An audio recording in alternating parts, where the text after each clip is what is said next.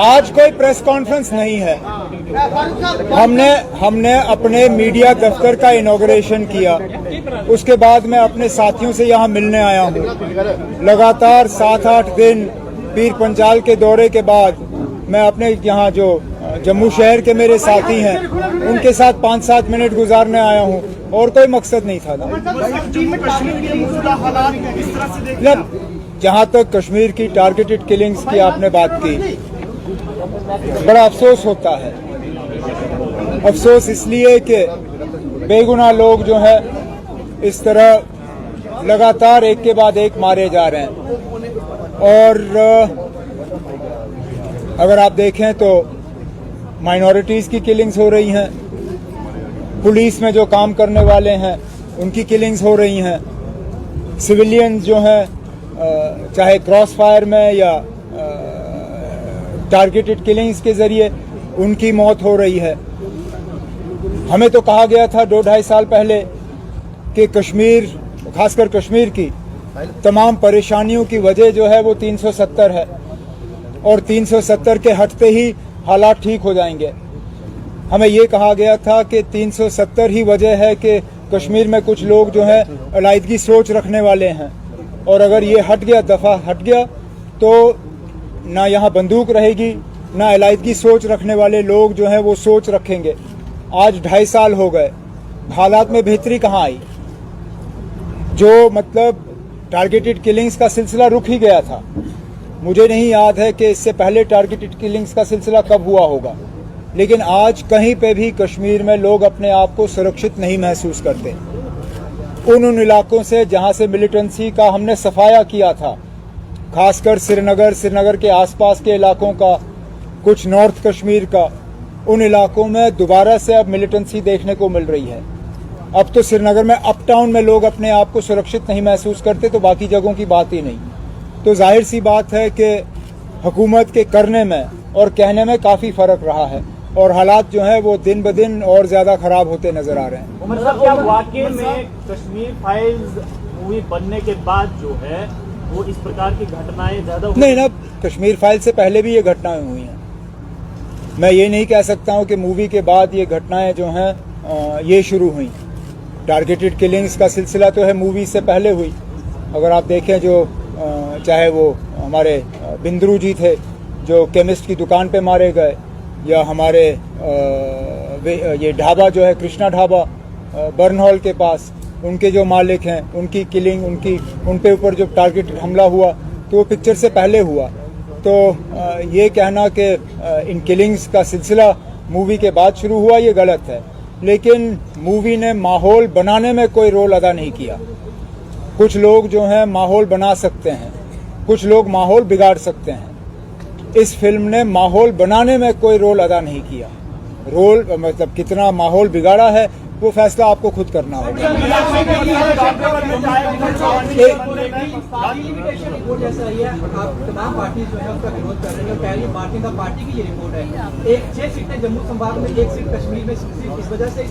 नहीं ना, सिर्फ इस वजह से नहीं, हालांकि ये भी एक बहुत बड़े वजह है। आबादी के बुनियाद पे सीटों का फैसला होता है। या तो वो इंतजार करते अभी के सेंसस का, 2020 के सेंसस का, और फिर आबादी देख के सीटों का बंटवारा करते, लेकिन उन्होंने 2010 का सेंसस लिया। आप 2010 के आंकड़े ले लीजिए, उसमें देख लीजिए कश्मीर और जम्मू में आबादी में फ़र्क कितना है, और फिर देख लीजिए क्या ये 6 और 1 का फैसला ये सही है या गलत है। लेकिन वो छोड़ दीजिए, उसके बाद फिर जिस तरह इन्होंने सीटों का की जो है डिमार्केशन की है, जिस तरह इन्होंने इलाकों को काटा है और जोड़ा है, इसमें ना सीधा जो है एक पार्टी को और कश्मीर में उनके कुछ सहयोगी दल जो हैं उनको फ़ायदा पहुंचाने के लिए किया है। अब आप मिसाल के तौर पे इन्होंने जम्मू पार्लिमानी सीट में से रजौरी पूंछ का इलाका काट दिया, लेकिन वहाँ पे भी इन्होंने थोड़ा सा फ़र्क किया। अब कालाकोट का इलाका जो है, कालाकोट सुंदरबनी, वो काट के जम्मू के साथ रखा, लेकिन नौशहरा का इलाका जो जम्मू से थोड़ा ज़्यादा करीब बनता है उसको अनंतनाग के साथ रखा। अब मुझे समझा दीजिए क्यों? अगर कालाकोट और सुंदरबनी को जम्मू के साथ रखना था तो फिर नौशहरा को रखना था, और अगर नौशहरा का अनंतनाग के साथ बनता था तो फिर सुंदरबनी कालाकोट का क्यों नहीं? जिलों में इन्होंने इस तरह फर्क किया और यही सब जगह यही हाल है। तभी तो जो हम जाके कहते हैं ना कि ये रिपोर्ट जो बनी इसमें ग्राउंड रियलिटी को देख के बनाई नहीं गई, इसमें कुछ पॉलिटिकल वजूहात की बुनियाद पे ये रिपोर्ट तैयार की गई। जम्मू में लाउड स्पीकर को लेकर भी जो है एक विवाद देखा जा रहा है। अब तक लाउड स्पीकर को कोई धार्मिक रंग देना चाहिए, जो लाउड स्पीकर को लेकर फैसला लिया गया। मैं अभी घूम के आया हूँ, लाउड स्पीकर हर कोई इस्तेमाल कर रहा है, हर कोई इस्तेमाल कर रहा है और लाउड स्पीकर पे रोक लगाने से हर मजहब के लोगों को जो है उनके जज्बातों को असर पड़ेगा।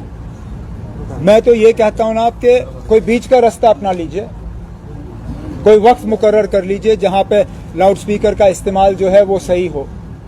अब मिसाल के तौर पे मुसलमानों के लिए आज़ान ज़रूरी है, आप सिर्फ फिर आज़ान पे ही रख लीजिए और उसकी वॉल्यूम पे पाबंदी लगाइए। हमारे तो मैं अभी जैसे मैंने कहा मैं पूरा रजौरी पुंछ का दौरा करके आया हूँ, मैं ये नहीं कह सकता हूँ कि सिर्फ एक ही मजहब के लोग जो है लाउड स्पीकर इस्तेमाल कर रहे हैं। हर मजहब के लोग जो हैं, चाहे वो मंदिर हो, गुरुद्वारा हो, मस्जिद हो, वहाँ लाउड स्पीकर हैं।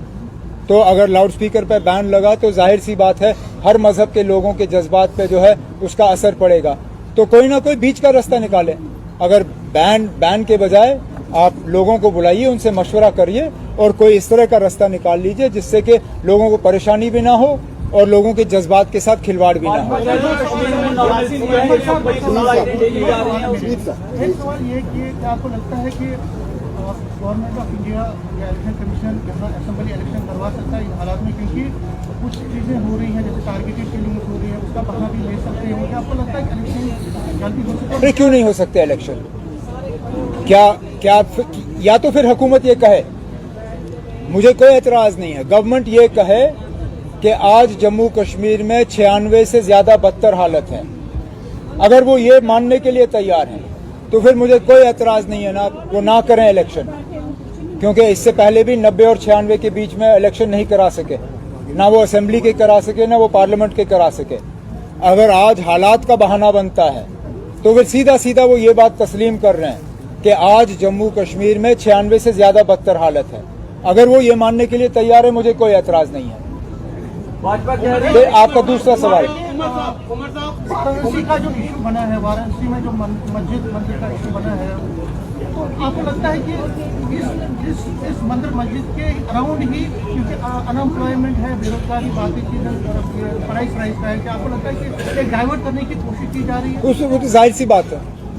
हालांकि जहां तक मुझे याद है अयोध्या मामले के जजमेंट के बाद बीजेपी ने शायद ये कहा था कि अब इसके बाद मंदिर की सियासत नहीं होगी, अब वो बाकी चीज़ों पे फोकस करेंगे, डेवलपमेंट पे और जिन चीज़ों का आपने जिक्र किया। लेकिन अब लगता है एक के बाद एक ये नए जो हैं विवाद पैदा किए जा रहे हैं और मुझे लगता है कि शायद मुल्क की हालत जो है इकोनॉमिकली और हर लिहाज से जो खराब होते हुए नज़र आ रही है, ये उस चीज़ से डाइवर्जन की बात है।